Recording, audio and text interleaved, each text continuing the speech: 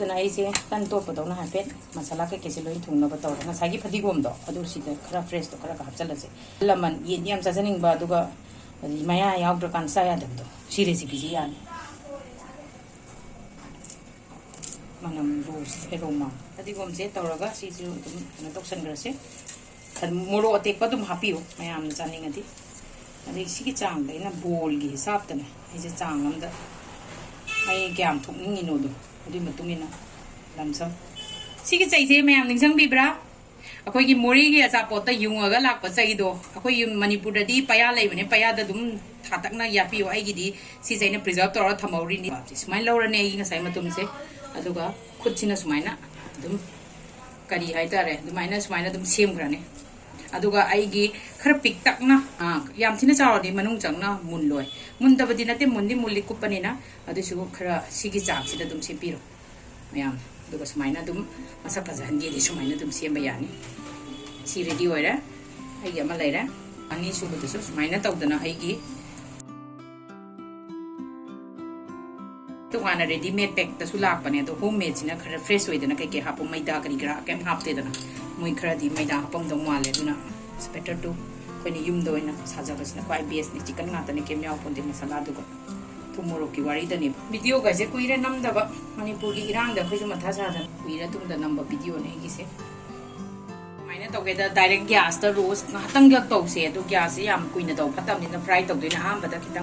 aduga sida direct dum pairaga gas to busu ya to ai di jali da toroge khara roast toroga khara haipet masak sem change toroga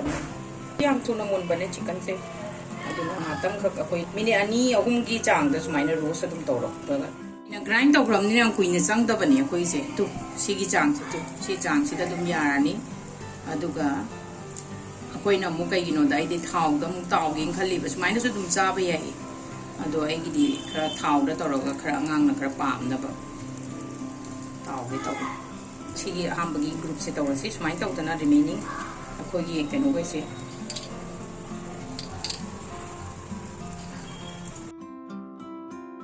sagi se khara indhara kanda tang kha indhara kanda si se dum direct si se koi sik se anung gi keno se thopa ya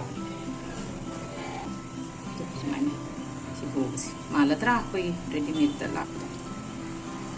maine yon bani packet da Seekh Kabab na hygienic su oira yumda phajana fresh da tawjare ngangai chap du su hauja ni chicken nga tani na tikti cha ka ja do ni na ngangai se sumaina sigi chang da finger si se dum phajana mun bani simu fry tawrase yamna kawroi da bai di sigi se dum ne aina ne hujik season aro hai su freeze da dum thamaga ne ko na mu reuse to bayani hapta ma bok chat pane tu su chau sa ba sida sumaina deep fry tawsu yare shallow fry tawsu yare ameta sumaina tawdo taro later ga medium flame do di kuina tuna ka sala kani tu ye Ckicken Seekh Kebab recipe je try to view yam so how bani mayam jinda aduga try to view aduga how na to enjoy to view ai gi video su pamiro di mayam na subscribe like amasung comment so dem gi share to view thank you for watching Pangambam sumaina deep fry tawre si yarani lo ko ti dari pasan gran